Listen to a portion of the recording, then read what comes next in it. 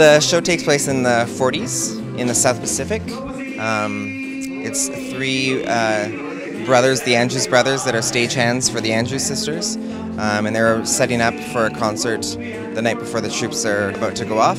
It's a USO show. And Peggy Jones, a pinup girl, is flying in to perform with the Andrews sisters. And throughout the first act, we discover that the Andrews sisters have the chickenpox and are quarantined, so they are not coming to do this show.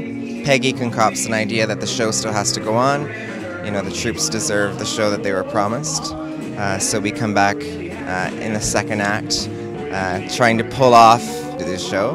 The show itself is pretty funny. There's a lot of shtick in it, and there's a lot of firsts for a lot of everybody in the show.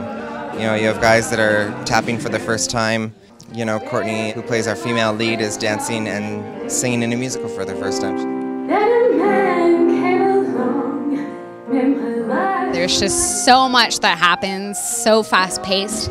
Music is great. It's a lot of the top hits from the 40s. Some of them I recognize that my parents sang to me when I was a kid, and so I imagine a lot of people in the audience would be able to sing along to them as well. Someone said they just came back from somewhere. Oh, a friend of mine that I don't even know. I do a lot of plays. This is my first musical, my first time working with the Comedy Guild. But I have worked with Sault Theatre Workshop. I got my roots with Stage 1 Theatre Company, and then Family Life Theatre. I knew it would just be a lot more work involved going into it with a live band as well, so it's been challenging, but it's also been very rewarding.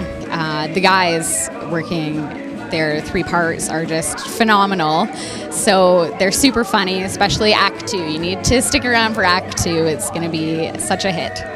The show runs May 17th to May 20th. At Quattro on Great Northern, and you can get tickets down at the Sault Community Theatre Centre box office.